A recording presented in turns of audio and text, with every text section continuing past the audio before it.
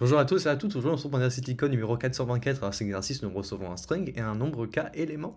Et donc pour envoyer la sous-liste la plus longue qui contient le même caractère, et nous avons droit par exemple à ici deux remplacements. Par exemple ici nous pourrons décider de remplacer les a par des b ou des b par des a, et nous allons pouvoir envoyer 4. Donc la plus longue sous-liste qui contient le même élément après avoir eu accès à ces remplacements.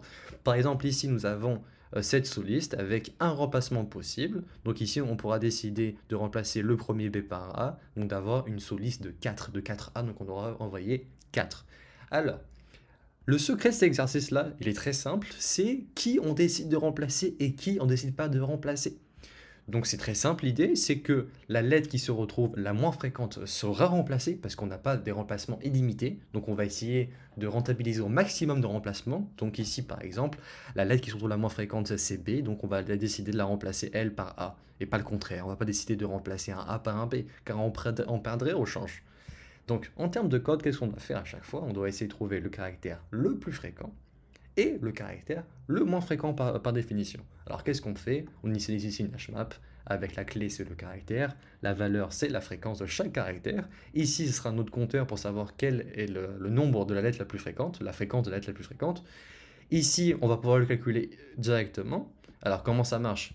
I sera le point de départ de notre sous-liste, J sera agrandi, sera incrémenté jusqu'à pouvoir trouver une sous-liste avec le même nombre de caractères, qui respecte notre condition. C'est-à-dire que la lettre la moins fréquente peut se faire remplacer par le nombre k éléments.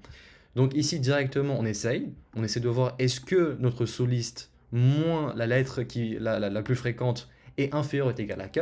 Donc en autres termes en français, est-ce que nous pouvons remplacer les lettres les moins fréquentes pour avoir une sous-liste valide? Si c'est le cas, on peut commencer à la faire entrer dans res. Ici on utilise max pour essayer de conserver à chaque fois la plus grande sous-liste. Alors, il y a aussi une autre possibilité. Au lieu d'utiliser ici une approche de brute force, on va essayer toutes les combinaisons, toutes les sous-listes, avec un point de départ de i et ici à chaque fois d'incrémenter j. On pourra utiliser une approche avec sliding window, donc une fenêtre coulissante.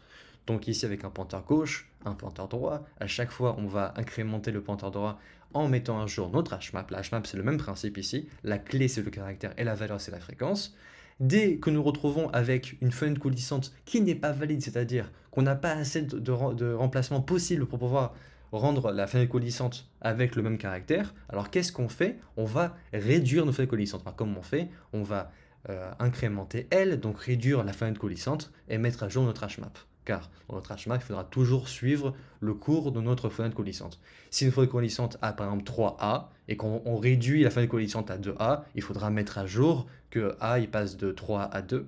Donc ici c'est ce qu'on fait, et directement avec notre réponse on pourra récupérer la longueur, notre sous-liste, avec R moins L plus 1. Pourquoi plus 1 toujours, comme ici? C'est parce que ici on parle en length, donc en longueur, alors que J et I sont en, ou R ou L, sont en index.